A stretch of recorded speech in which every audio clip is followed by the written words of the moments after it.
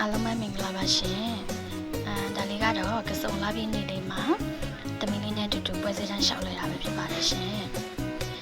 ပွဲစည်းတန်းကတိတ်ပြီးဆိုင်နဲ့တိတ်ပြီးတော့မဝေးဘူးမူကောင်းဖျားနာလေးမှာဆိုတော့လေတမီကိုပင်လေတမီလိုက်စီးပေးတာပဲဖြစ်ပါတယ်ပင်လေတမီကလည်းလူတွေအများကြီးပဲစီးရဲကိုတော့မစီးရဲလို့မစီးပါဘူးရှင်တမီကဒါဆိုရင်နှစ်ခေါက်ရှိသွားပြီပွဲစည်းတန်းထဲမှာပတ်စံလေးကောက်ရလိုက်တယ်ပေါ့နော်ပတ်စံတစ်ထောင်လေးကောက်ရလိုက်ပြီကဲပထမတုပ်ပြီးအောင်စောင့်နေပါတယ်သူ့လိုပဲအောင်မစီးချင်လို့စောင့်နေတယ်သူတို့မှအများကြီးပဲသူ့ရဲ့အထက်မှာပြန်၄ယောက်လောက်ရှိတယ်သူကအပေါ်ဆုံးခုံမှာစီးချင်တာလေအဲအပေါ်ဆုံးခုံမှာတော့မရတော့တော့ဆော့ဆော့အဲ့ဒါမမနဲ့တစ်ခေါက်သွားပြီးတစ်ခေါက်သွားပြီးတော့မှမမေရဲ့လိုက်ပုတ်ပါအောင်ဆိုတာလေသူကပင်လေတမခဏစီးချင်တာလေအဲ့တော့နောက်တစ်ခေါက်လိုက်ပြီးပေါ့နော်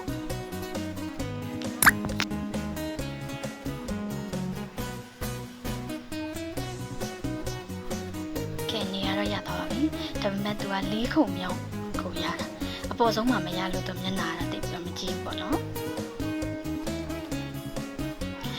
အဲ့ကျတော့မမေနဲ့မတူဘူးမမေကကျတော့အရန်ကြောက်တတ်တာတစ်ခါစီးဖို့ရအဲ့တစ်ခါတော့မှအလဲဆုံးမှစီးရအဲ့အလဲဆုံးတော့မှကြောက်လို့နောက်ဘယ်တော့မှပင်လယ်ဓမြမစီးတော့တမီးကကျတော့ပင်လယ်ဓမြဆိုရင်အပေါ်ဆုံးကစီးရမှဟုတ်မယ်သူ့လိုမျိုးပဲအပေါ်ဆုံးကစီးချင်လို့စောင့်နေတဲ့သူတွေအများကြီးပဲ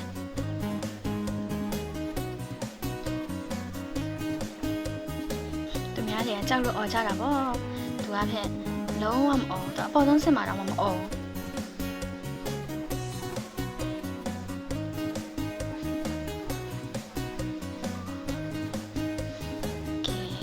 တော့ကျမပုံလေးပဲဖြစ်ပါတယ်ရှင်ကိုပုံလေးကပအောင်ရိုက်လိုက်တယ်